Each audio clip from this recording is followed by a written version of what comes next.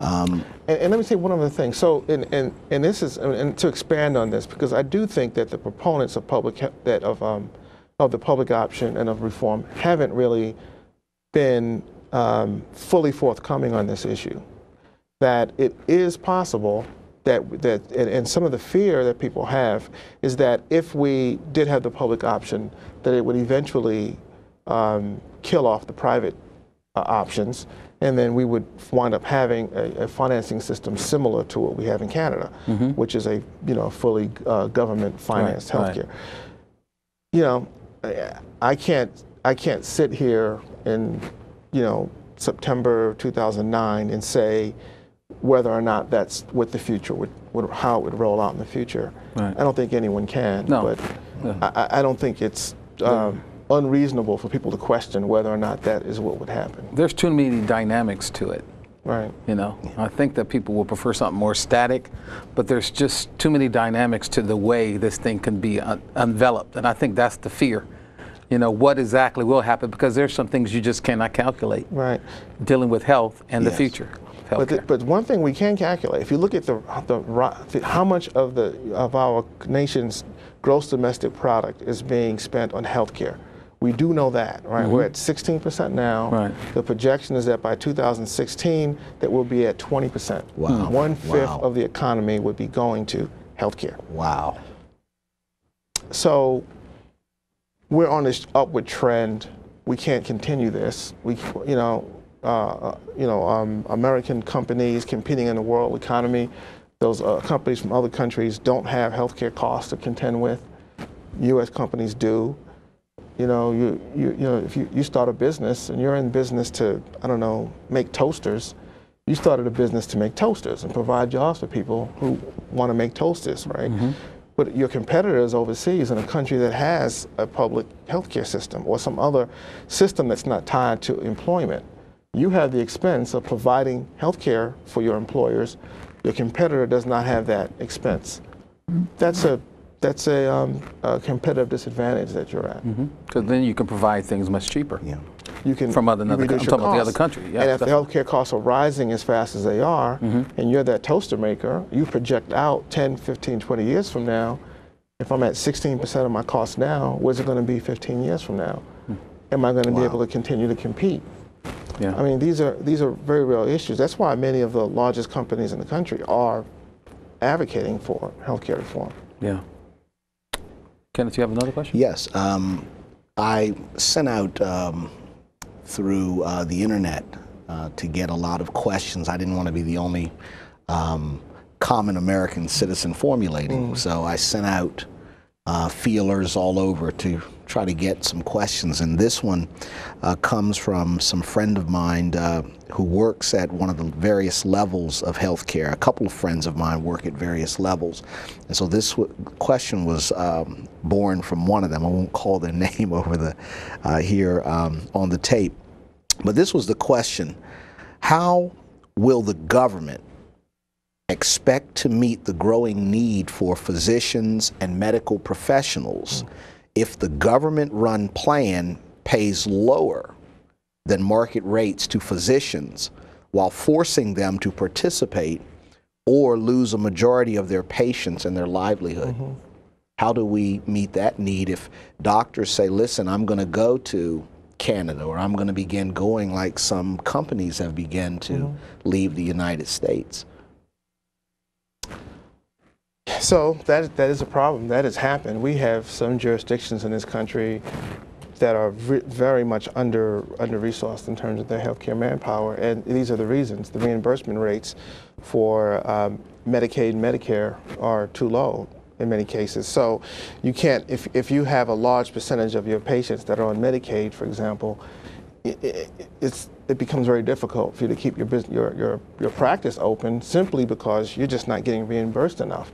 So if Medicaid is going to pay you $8 for something and the private insurance is going to pay you $20 for something, at some point, you reach a point where you're not going to be able to have, the percentage of Medicaid patients you're going to be able to take is going to, force you to change your practice in some way. And and that leads to people not being able to get access to care. This is clearly a problem, but it's particularly a problem with Medicaid in particular. But I don't know that we can say that the public option would necessarily be Medicaid, or that it would be run like Medicaid. So we don't know these details about the public option because they haven't been spelled out yet. But what we do know is that when they talk about the public option, the proponents of it say it will be a competitor with private insurance. If it's a competitor with private insurance, then I think it's fair to assume that the reimbursement rates would not be as low as the Medicare, right. I'm sorry, Medicaid in reimbursement rates, which are very low. I know that you had said earlier that our system is different than a lot of the other industrial nations because we have several things working here at several different systems right. operating at the same time. But a lot of doctors are saying that they want that mix. That if we just go to the pure reform, they're saying it'll drive a lot of them out, or a lot of them would begin seeking to outsource or go to other places. Well, there's a survey was just published in the New England Journal of Medicine. They surveyed physicians, and between 60 and 70% of physicians wanted the public option. So I think and I understand why. Why is that? Why do you think that? Well, if you're a practitioner, you've got a small practice, and you have patients, and let's say they're all private patients. You have they're all getting their insurance from different companies. You have different forms you have to fill out. You have different administrative procedures you have to fill out. So for you to get reimbursed for the care you provided, you have to have staff who is proficient at dealing with the regulations, the rules, and the expectations of each of these companies. If you've got one company to deal with, say Medicare or Medicaid, or just one insurer that you're dealing with, you don't need as much staff just to deal with the administrative burden of filling out the forms and getting the, if you've ever had to sit down and fill out your own health insurance forms, I think you know what that's like. Right. It can be very complicated. Right. So they spend a lot of money on that, and especially the smaller providers would, I think most of them would prefer to have fewer insurance companies to deal with. And that may be why. Also, I think, I know personally many healthcare providers by the nature of the work I do, and people that go into the helping professions tend to be people who sincerely and genuinely want to help. Right. And they want to do good. And most people, I'm not saying everyone, but most people who went to medical school and went through that pressure cooker to become a physician, it's someone who's doing it out of a sense of mission, not out of a sense of, monetary gain. And, I think they look at the system and they see that the system leads to inequitable outcomes, and they think that a more streamlined healthcare financing system would provide care, would be able to dispense care to more people. So I think that's why most of them would favor the public option, and that makes sense. And many of them would even favor a single payer system, like in Canada. Right. Yeah, this is a very enlightening program. I'm glad that I'm a part of this.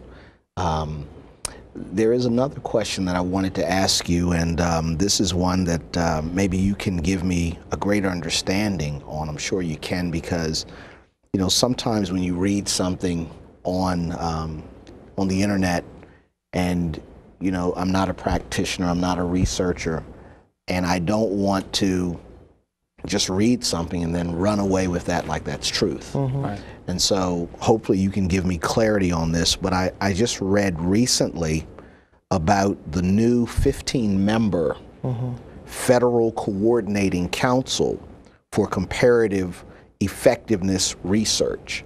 Right. Can you tell me what that group is and how that group works? And then I have another question that I wanted to ask following that. So this could be another one of those longer answers to really explain it.